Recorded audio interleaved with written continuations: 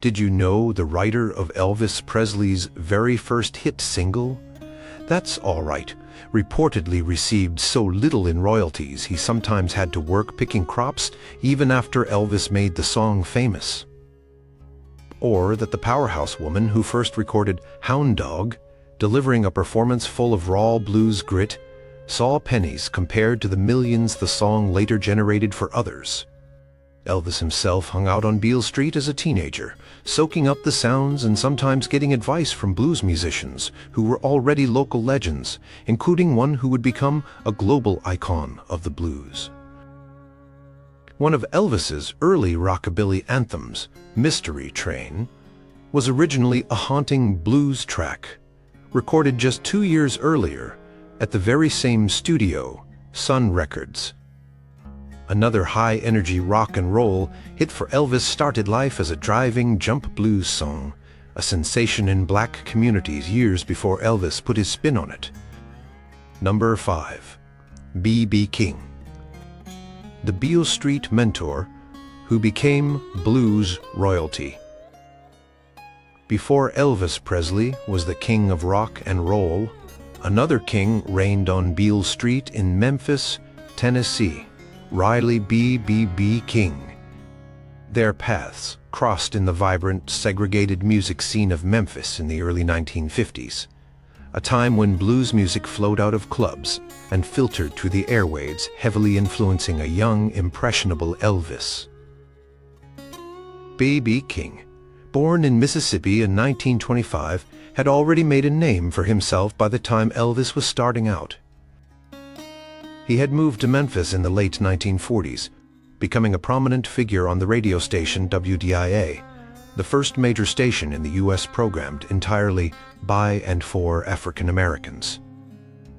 King hosted a show called the Sepia Swing Club and played blues records, quickly gaining popularity under the moniker Beale Street Blues Boy, which was later shortened to BB. Elvis, a teenager, absorbing every musical influence he could find, was undoubtedly aware of B. King. Memphis was a melting pot of musical styles, country, gospel rhythm and blues, and Beale Street was the epicenter of black music and culture. While segregation laws largely kept black and white audiences separate, music easily crossed those boundaries, especially via radio and records. Elvis frequented record stores like Poplar Tunes, which stocked blues records, and he listened extensively to stations like WDIA. B.B. King himself recalled seeing a young Elvis hanging around Beale Street, absorbing the atmosphere and the music. King has mentioned in interviews over the years that Elvis was a regular sight, someone clearly fascinated by the blues sounds emanating from the clubs he couldn't always enter. B.B. King's own musical style was already distinctive by this time. His guitar playing, characterized by stinging, single-note solos, expressive string bending, and a sophisticated left-hand vibrato, was unlike almost anything else. He named his beloved Gibson guitars Lucille, and his sound became one of the most recognizable and influential in electric blues history. His vocals were equally powerful, conveying deep emotion, drawn from the gospel tradition and the hardships of life in the Delta. Songs like 3 O'Clock Blues, his first major hit in 1951, coquette this style. A slow, burning lament, featuring his signature guitar work and impassioned singing. While Elvis didn't cover B. King's major hits in the same way he covered songs by Arthur Crudup or Roy Brown, the influence is undeniable, particularly in Elvis's feel for the blues and perhaps even some of his vocal phrasing. Elvis recorded several blues standards throughout his career, like Reconsider Baby, originally by Lowell Fulson, whom B.B. King knew well, and Jimmy Reed's Baby What You Want Me to Do, demonstrating his grounding in the genre. More significantly, the personal connection adds weight to the influence.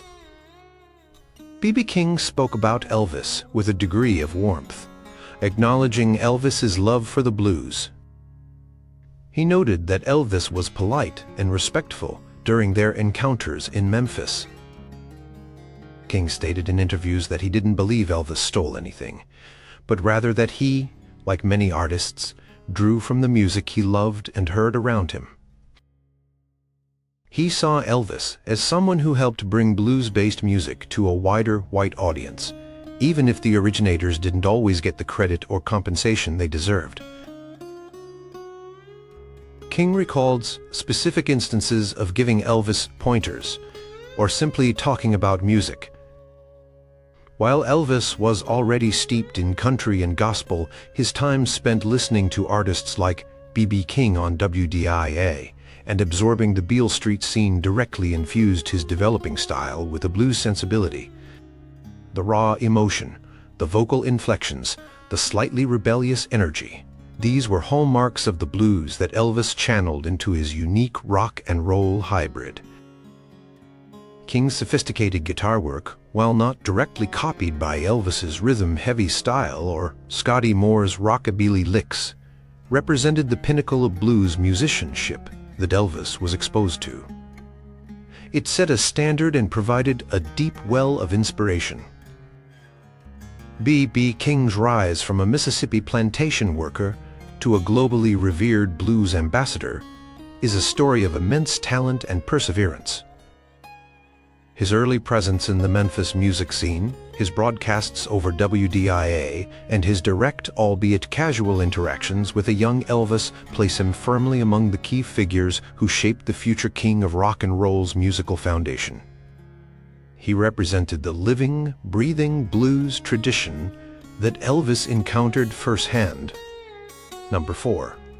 Roy Brown, the jump blues shouter who gave Elvis Good Rocking Tonight. Roy Brown was an innovator, a high-energy performer, and the originator of a song that became a rock and roll standard famously covered by Elvis Presley in his early Sun Records days. Good Rocking Tonight. Born in New Orleans in 1925, or possibly earlier sources vary, Brown brought a unique blend of gospel fervor, blues shouting and jazz timing to his music, helping to pioneer the energetic style known as jump blues, a direct precursor to rock and roll. His influence on Elvis is direct and documented through Elvis's electrifying cover version. Brown started as a gospel singer, and that background deeply informed his blues style. He possessed a powerful voice capable of smooth crooning, bluesy cries, and ecstatic shouts, techniques he employed liberally in his performances. In the mid-1940s, he wrote Good Rocking Tonight, a song brimming with suggestive lyrics and an infectious, driving rhythm. Legend has it that he initially offered the song to Winnie Harris, another popular blues shouter. Harris initially turned it down, but after Brown scored a hit with his own recording for Deluxe Records in 1947, Harris recorded a faster, even wilder version in 1948 that became a massive R&B hit, reaching #1 on the Billboard R&B chart. Brown's original version and Harris's subsequent hit cover were sensations in the black music world long before Elvis entered a recording studio. The song's structure, with its stop-time verses and call and response potential, was tailor-made for dancing and excitement. The lyrics, while tame by modern standards, were considered risque for the time, hinting at all-night partying and intimacy. The "I'm gonna hold my baby as tight as I can. Tonight she'll know I'm a mighty, mighty mannin'." This combination of driving rhythm and suggestive energy was potent. Elvis Presley recorded Good Rocking Tonight at Sun Studio in Memphis, likely in September 1954. It was released as the B-side to his second single, I Don't Care If the Sun Don't Shine. Elvis and his band, Scotty Moore on guitar, Bill Black on bass, transformed the song from its jump blues roots into their signature rockabilly sound. They kept the energy level high, but replaced the horns and boogie-woogie piano typical of Brown's or Harris's versions with Scotty Moore's sharp, edgy guitar riffs and Bill Black's slapping upright bass. Elvis's vocal delivery was youthful and exuberant, injecting a hiccuping, almost frantic energy that differed from Brown's more controlled, gospel-inflected shouting or Harris's boisterous R&B delivery. Elvis likely heard Whitney Harris's version on the radio, as it was the bigger hit. But Roy Brown was the originator, and his style was hugely influential in the R&B world Elvis was tuning into.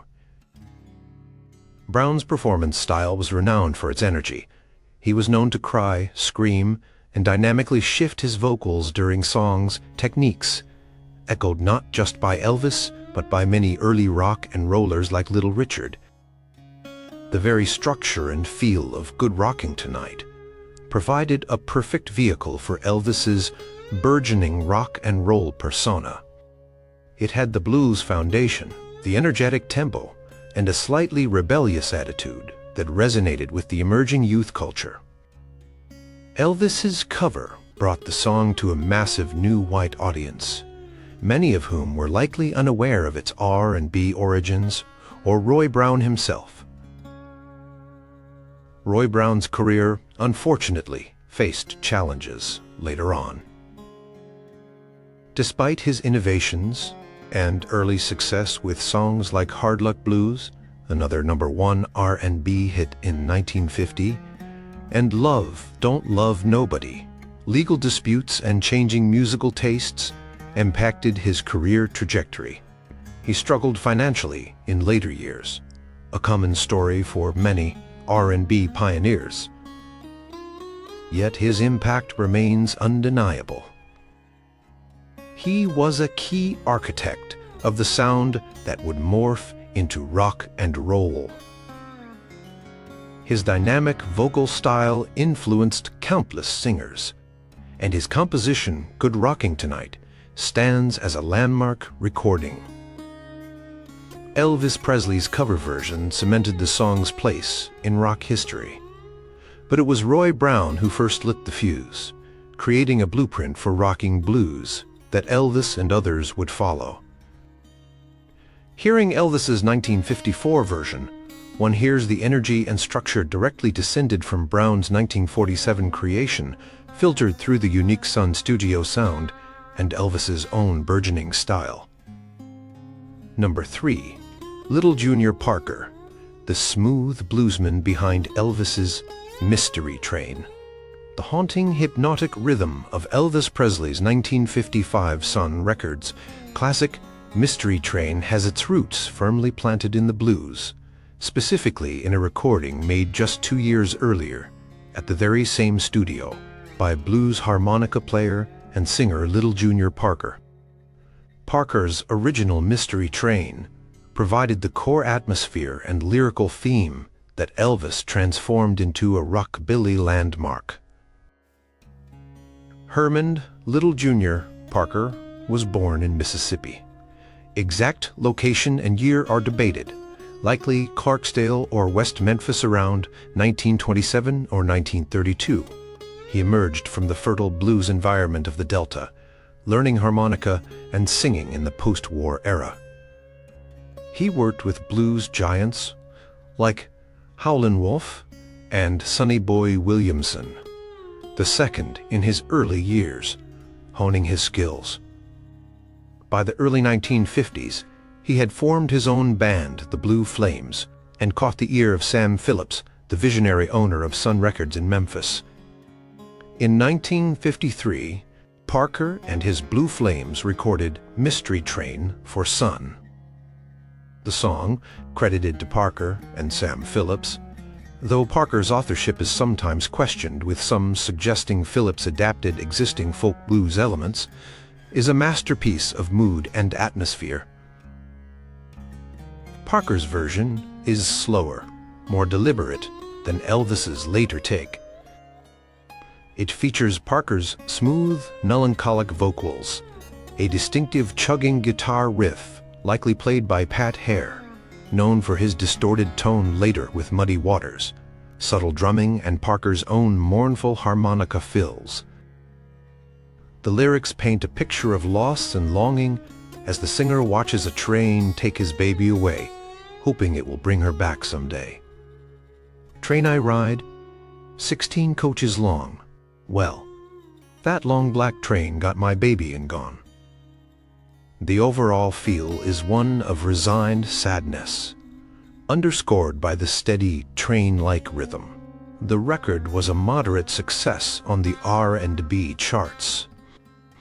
Just 2 years later, in July 1955, Elvis Presley, along with Scotty Moore and Bill Black, recorded their version of Mystery Train at Sun Studio.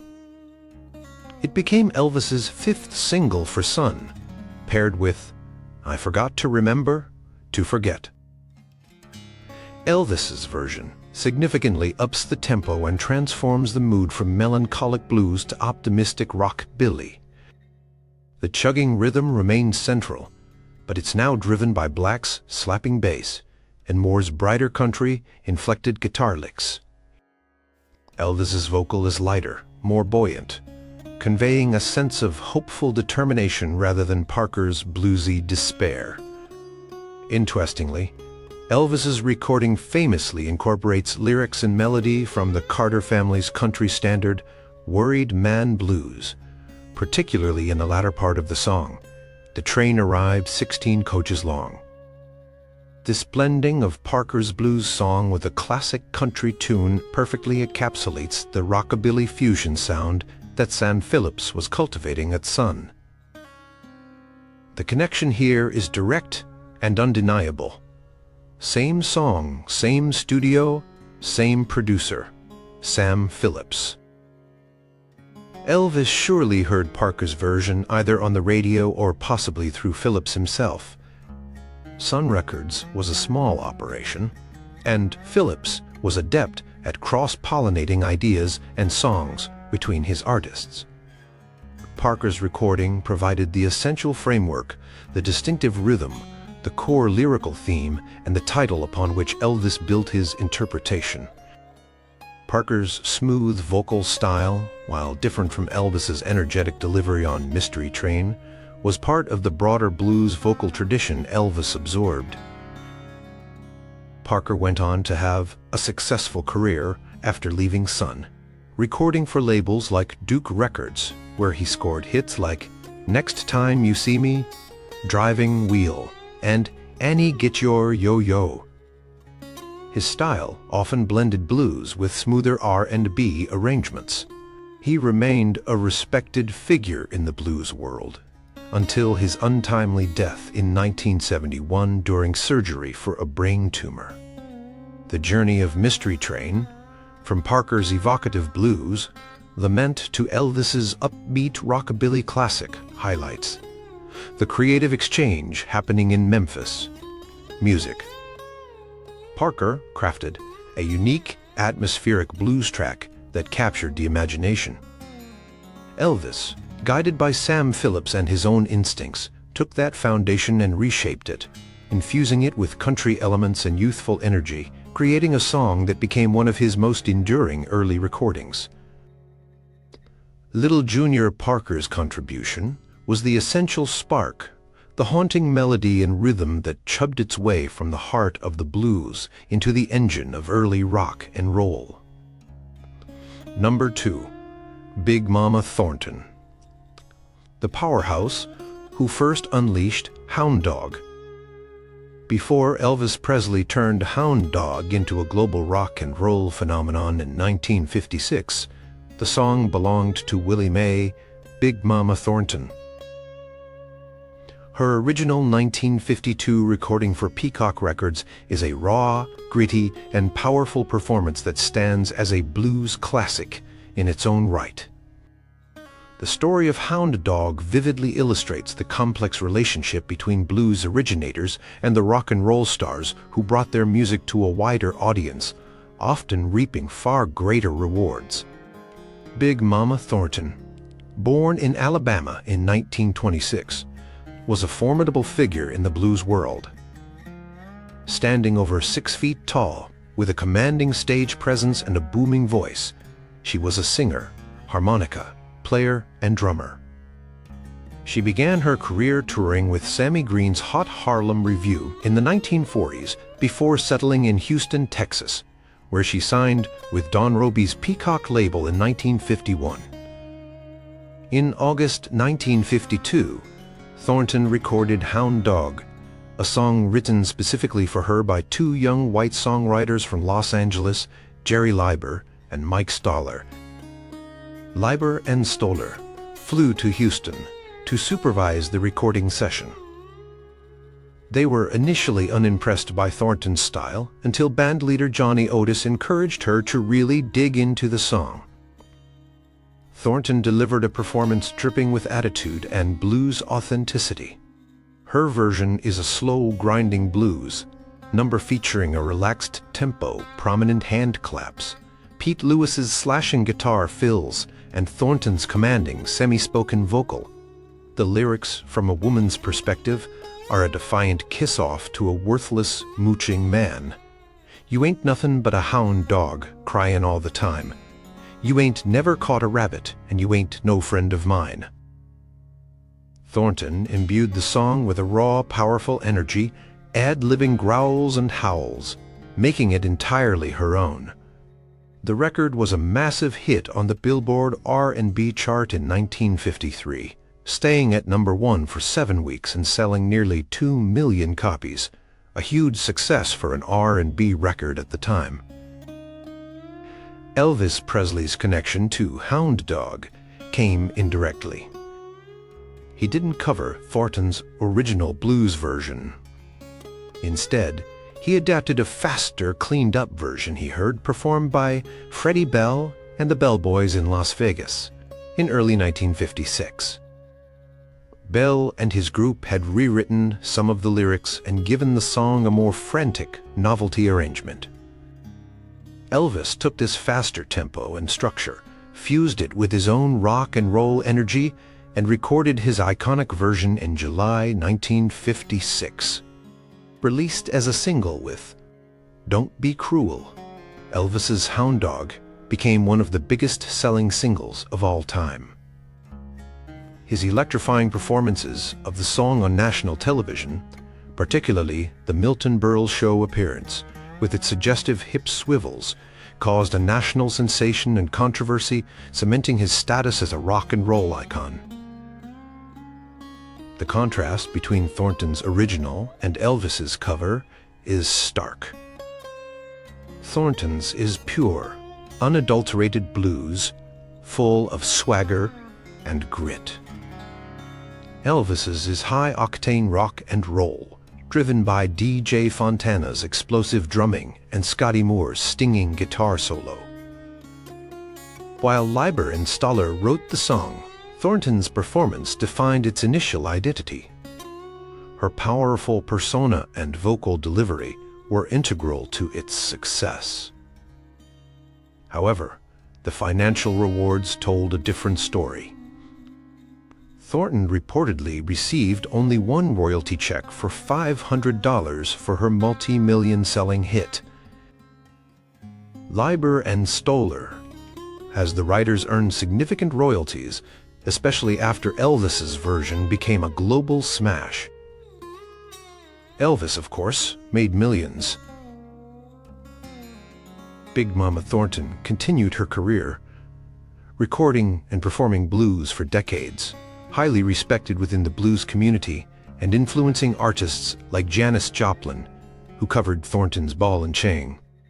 She often expressed frustration about the disparity in recognition and financial reward for Hound Dog. She saw her creation taken into a different world, generating fortunes while she continued the often grueling life of a touring blues musician. Big Mama Thornton's influence on Elvis, therefore, is primarily through the song itself, albeit filtered through an intermediary performance. Yet, her original recording represents the raw source material, the blues power that lay beneath the surface of early rock and roll. Her commanding voice, Her fearless performance style and her role in bringing Hound Dog to life are essential parts of the story. She was a force of nature, a true blues original whose biggest hit found a second, much more lucrative life in the hands of the king of rock and roll, highlighting the often unequal economics of musical borrowing in mid-century America. Number 1. Arthur, Big Boy Crudup, the father of Elvis's first hit, Who Got Left Behind. Arthur Big Boy Crudup holds a unique and poignant place in Elvis Presley's story. He wrote, and first recorded, That's All Right, the song that launched Elvis's career when he spontaneously sang it during a break at Sun Studio in July 1954. Crudup was a Mississippi bluesman whose raw, energetic style directly fed into the nascent sound of rock and roll, yet he saw little financial benefit from the immense success his songs generated for others, including Elvis. Born in Forest, Mississippi around 1905, Crudup worked various manual labor jobs before moving to Chicago in the late 1930s, hoping to pursue music. He was reportedly living in a packing crate when discovered by record producer Lester Melrose. Melrose signed him to RCA Victor's Bluebird label in 1941. Crudup possessed a distinctive, high tenor voice and a rhythmic, often rudimentary guitar style. His recordings typically featured just his voice, acoustic guitar, sometimes amplified, and occasionally bass or drums. His sound was less polished than urban blues, retaining a raw country blues feel but with a driving rhythm that anticipated rock and roll. Between 1941 and 1954, Crudup recorded prolifically for Bluebird RCA Victor, cutting blues tunes that often dealt with themes of love, loss, and hardship. Among these was That's All Right, recorded in Chicago on September 6, 1946. Crudup's original version is a mid-tempo blues shuffle. His vocal is plaintive, yet resilient, singing lyrics about a lover leaving, "Well, that's all right, mama, that's all right for you, that's all right, mama, just any way you do."